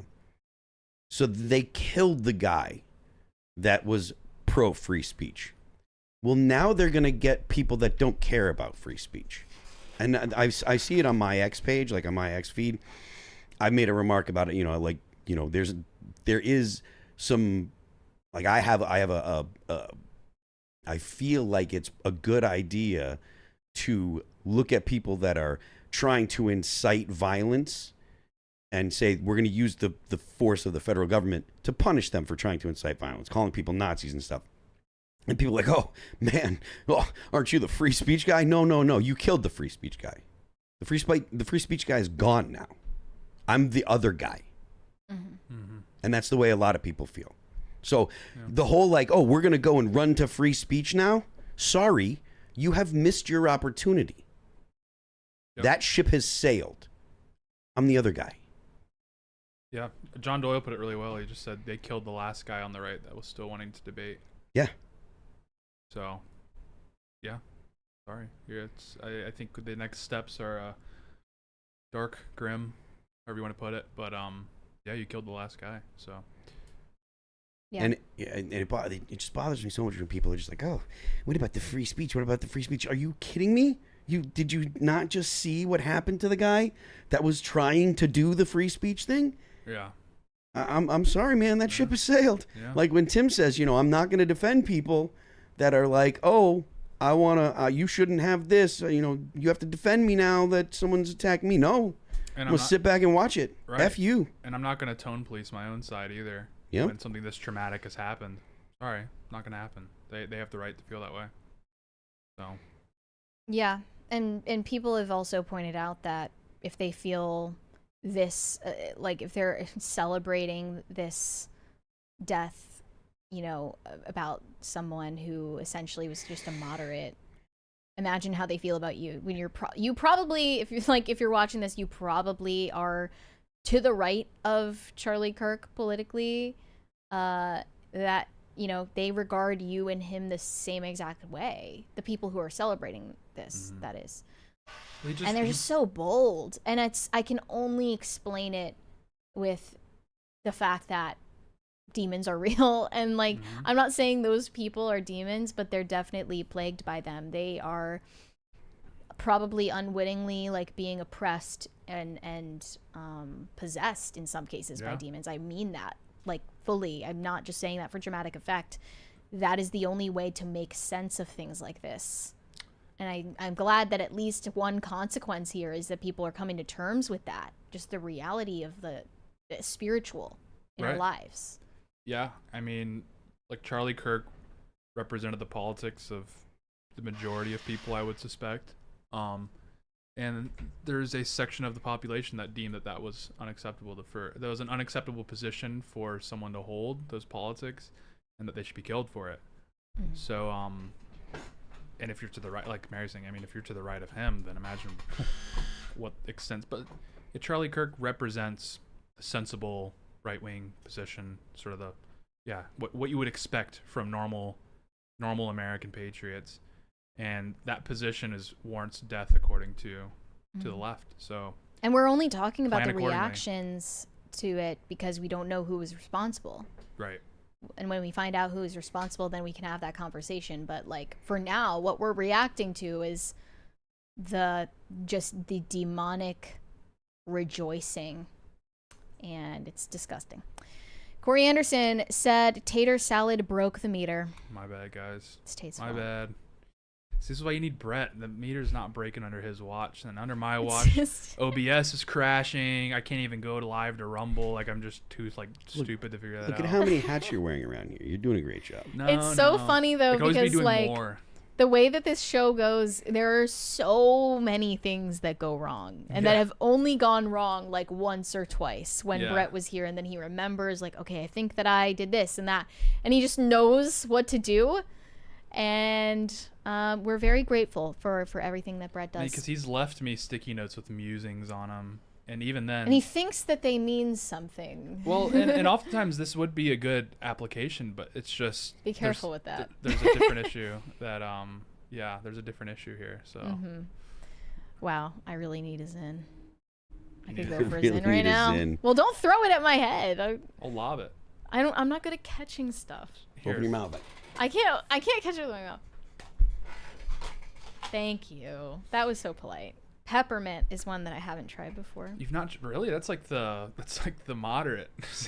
I get citrus. Okay. And cinnamon.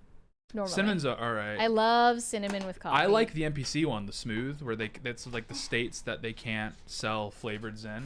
Smooth? Yeah. Oh, I love smooth. Right. Well, that's I used to get smooth all the time. It's for states that can't have flavored nicotine products, so it's the NPC Zin, but I really like it. It is flavored though. It's like sweet. It's flavored like smoothness. Yeah, whatever. Smooth flavor. It's for smooth brains. Isolate smooth. Yeah, we're flavoring our Zin like that. Yeah. Okay. All right. Mary's got a Zin up in the luxury box now, so now she's locked in. She's ready to go. I'm locked in, but I have already had 2 today, so. Yeah, the efficacy kind of wears off after a minute. My friend, I won't name and shame him. He when he finishes his Zin, he swallows it. I have done that. Yeah, and I've admitted to that. I'm not ashamed. He does it every time though. That's gonna cause you some issues. He'll never spit one out. Why? He's saying until RFK informs him otherwise, he's gonna keep swallowing the Zin. You swallow a Zin, they're gonna build up into turn into a big ball Zin in your stomach. He's gonna turn into a Dubai chocolate, but it's gonna be Zin. What's that girl from Charlie and the Chocolate Factory? Turned into a blueberry. Yeah. What is her name? Was it Veronica or something? Oh, what was her name? Whatever. Why am I spacing on that? He's gonna turn into that. Yeah. High Voltage 75 said, "Hey, what happened to Dark Phil?" Ironically, it's not Dark Phil today, but he's definitely saying some Dark Phil things. We fixed the lighting issue, but what was that worth by the time that we cut the stream yesterday? American Metal Mama said, "Used to work around celebs, couldn't recognize one half? Couldn't recognize half? I don't know. What did you do around celebs? What was your line of work, if you don't mind doxing?" Corn Pop said, "Mary Morgan, do you want me to stop talking? I want you to keep sending money. You can keep sending money. I'm the one talking. You're not talking." Grunmeister said, "Charlie Kirk's passing has made me look at myself again. We are 2 weeks apart in age. This makes me refocus on my personal goals." I feel entirely the same way because of it's just, he even tweeted it actually like a couple of years ago. You can tell a lot about a person based on how they react when someone dies, and the reactions from the people that knew him are universally just, this is an actual good man in politics, and that's saying a lot because there are so few of them. Right. And he made such a personal impact and took such a personal interest in the people around him. That is something that we can aspire to. Not think, he's gone and now we have to go dark MAGA, right? Like Sure. we can actually aspire to something good Why not because of both? him. And both. No, in wherever it is applicable. yeah. You know? Grundmeister's getting at too. I mean, that was the one. I called a lot of people today, people that are, you know, high up, important people, and also, you know, just friends of mine that are working very ordinary jobs, and at every level of like involvement in the movement, at every level of involvement, like in the government or in the fight, the one thing everyone is saying or expressing, the one thing everyone's expressing is like extreme introspection. Like everyone these last 24 hours, you know, like I said, no matter how close to the fight you are or whatever, everyone's been looking inside and saying, okay, what more can I be giving? What more can I be doing? Because I mean, especially people in DC, they get really swept up in sort of the I guess perks, I suppose. This is like what a lot of these guys are saying. Like going to these parties and these cocktail mixers and everything. Or the interpersonal dramas. And exactly. And what they're missing out on is what Charlie cared about, which is showing up to Utah Valley University on a Wednesday afternoon. No one else is doing that. Yeah. Certainly not these people that are supposed to be representing us in DC, and I mean by extension they're staffers and whatnot. And so it's encouraging to hear everyone again is kind of looking inside and digging deep. It's just sad obviously this was the catalyst, but I think that's what Charlie would want. He would want that to be the reaction, is he would want everyone to look at him and attempt to emulate the sort of example that he gave. So yeah. And I say this like to encourage you to join in praying for the same things. I also yesterday was praying about protection over the online discourse that's going on right now, because there are some prayers that you can never know whether it worked or got answered, and that's one of them. Like you'll never know what evil was you were delivered from by praying about something like that. You never know what could have happened if you didn't pray about it. And also in gratitude for your life that has been spared today and only today, and you're not guaranteed it, and be grateful for the people that you love who are spared every day, every moment. Like God is maintaining your existence at every moment, and that's something to be grateful for.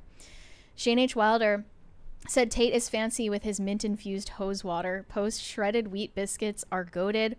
I have them with bacon, eggs, and cast brew in the mornings. Nice. That's a good. winner's I just breakfast. love the texture of it. The texture is so... makes me feel like, I don't even know. I'm like eating hay. Yeah, it's very like a horse farm coated. animal. It's very horse coated. Yeah. Yeah, and I can't lie, the cast brew is really carrying that morning spread there, if I have to say so myself. Dethorned Rose said, Jesus saves. I hope this encourages everyone to speak up about truth and the gospel. Love your guys' show. We need more voices with better values. Smiley face. Thank you for the positivity. Yeah, Cheers. it's true. Jesus saves. Pretty Exploding Prinny said, help, I'm being held captive by the Gonganese separatist group Just Lice for Mocha. They demand super chats to pay my ransom. Wow. Save me, dudes. Is that real? Just Lice for Mocha. We gotta do something. We don't want Mocha to suffer. No.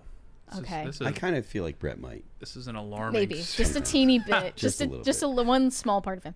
E7Z45 said ban 2A for liberals. They vote against it anyway.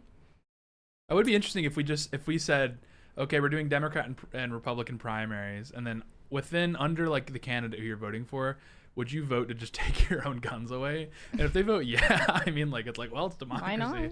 Yeah. I mean, if only Republicans had guns, I guarantee you the crime rate would be lower.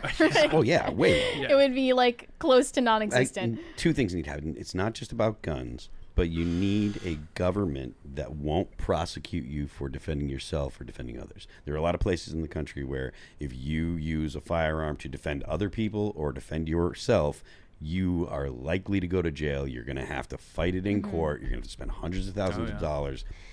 The government should not punish you for defending your life. I mean, with anything. I mean, Daniel Penny. I mean, even if you just use your arms to defend yourself and other passengers, it's like the government just is protecting these schizophrenic freaks, like you know, they have blackmail on them or something. I mean, it's ridiculous what's going on. Yep. Daniel J. Corica said mental patients belong in mental institutions, not coddled and told they are what they are not. So true. Facts. Shane H. Wilder said, I'm going to mention it on IRL, but I wanted to let everyone know Sunday night I'm leading a prayer X space for Charlie and his family. All are welcome. We need more of that. Alex Making Beds, married and back to his writing. Oh, you're married. There's a lot. I don't know if you going told on us at that, Username. but congrats. Charlie was amazing and his influence was felt across the Western world, even in my country of Finland. Right-leaning people are mourning. God bless him. Absolutely. Yeah. Brian Bledsoe said, restarted my podcast because I think now more than ever we need to use any platform, no matter its size, to speak against those who seek to silence the conservative voices. True. You never know. You never know who you need to speak to, and yeah, get out there, get loud. Shane H. Wilder said, Mary, I've had 2 Zins. Cool, I'm on 8. LOL. You have had 8 Zins just today? Jeez, he's locked in. That's a little much. Upper Deck is Not gonna full. lie. That's a packed luxury box up there. There's no I mean, I'm question sure about I've it. gotten to 8 in a day, but not by midday. Because yeah, I have one when I'm driving to work, and then one during the show usually. Well, Not always, but usually. And then when I get home. I'm tripled up right now. Really? It's because I fell off the wagon like a week ago. Yeah, I noticed you were zinning again. Yeah. Why did you go back? It's just You quit because of your... You said it was like hurting your yeah, I did your the blood pressure or something? Yeah, the lady freaked me out that does the NAD. Yeah. For the crew, for the skate crew, and I tried it out, and she's like, "Oh, your blood pressure's high," and I was like, "Is it like bad?" She was like, "No, it's like normal range, but just on the high to normal range." And in the back of my head, I'm like, "I'm gonna get glaucoma. I'm gonna look like Fetty Wap. I don't want that to happen." So I just went cold turkey on the Zins, but then I like cut fast food and I'm like, well, I need something. It might have more to do with the Arby's than the Zins. Yeah, so either way, my blood pressure is going to be on the higher end, I think. You have to pick your vices wisely. Yeah. So like once the September to December lock-in started, I'm like, well, I need something to preserve me, you know, in addition to Christ. Secondary preservation. I think nicotine is a good option. Zin me up when September ends. So true. So true. So dumb. So dumb. That's so Sombr coded. He'd probably say something like that. Yeah. Oh no. No, that's a Nelk voice coded. Like, let's get Sendy. Oh no. Let's get Zinny. Monk. Oh Monk. my gosh. I'm auntie. It's Corey over. Anderson said all alphabets. He's saying mentally ill people should be institutionalized. Mentally ill people should be committed to mental institutions for the greater good, which was above gates of Grindelwald's Nurmengard Castle. I don't know what that means. I don't even know if it's a Fed post or not. Whatever. It's so esoteric. I don't know. I know. I get the feeling. Whether I should have read that, but okay. High Voltage 75 said, Tate, would you try that wing challenge again? I didn't know people saw it. What are they talking about here? Boonies, we did it was me and Brian. We did there's this wing place around here. So we did a hot wing challenge. This guy, he's just like some psychopath. He just makes like insanely hot wings. He's a great guy. He's not a real psychopath. I'm just saying that. But he wants to hurt people. When he's in the kitchen, he's a psychopath. I'll put it that way. And it was insane. I've done a few hot wing challenges, but that was like ridiculous. So if you watch the video, it's on Boonies. Like I was near death. Like nice. I was in tears. My face was melting. But, did they have milk? No. So I finished and I just had to like drink like water. But I set the house record apparently, which is 5. Oh, like that's how hot it was. But apparently that was the house record. So I think I'm so hungry now. The African cuisine preserved my stomach for that kind of stuff. I threw up a lot while I was eating out there. So we have a 20 from That Stanzatastic. Phil, I think it was before the election. I had chatted about being black-pilled. You gave some hopeful things to think about that helped. Watching that video yesterday was rough to say the least. Your sign-off last night. Yeah, last night was rough. So I'll just leave it at that. Can you random question, but are you like able to handle spice, or are you like more of a white person about it? No, it's weird because I didn't grow up eating my palate is bland. Like I prefer brown bland food, but I don't have like I can handle spice. I just don't eat it that much. I cover everything in hot sauce I'm nowadays. not at all. What kind of hot sauce though? Just whatever's around, I guess. I would just eat white bread for every meal if that was socially Not acceptable. crazy stuff. Not like the crazy stuff that they sell that's like... Are you, so you're really like, you're like on the black girl magic? Like I think I have hot sauce in my bag, yeah. Hillary coded? Like that restaurant that I was at in Detroit before heading home. Yeah. Literally, I was the only white person there. The only white person in the room. And I was like drenching my food in hot sauce. And I was like, I'm going against the stereotypes right now. Yeah, I'm breaking the stereotypes. It's very Hillary coded, and it's also bodybuilder coded. Bodybuilders do that too, is they just coat every meal in hot sauce just to choke it down. Yeah. So there's kind of a unique slop. There's a unique kind of brotherhood going on. I'm a there. slop enjoyer. Yeah, you know, there's a certain kind of slop that I am privy to. No, but generally, yeah, just bland, boring. It's my favorite. Like I love British fare. It's, oh yeah, full English. Yeah. I would love a full my English. palate's more built for that, coming from that island. So. Corn Pop said, Mary, I understand that you are into the Jesus. I might be the Antichrist. What are your thoughts? You're not the Antichrist, bro. You're not nearly likable or important enough. Dingus Khan of if you were the Mongolia. Antichrist, you'd be like incredibly popular. And Yeah, and you would like have like an AI company. You're nothing. Sorry, that was crazy.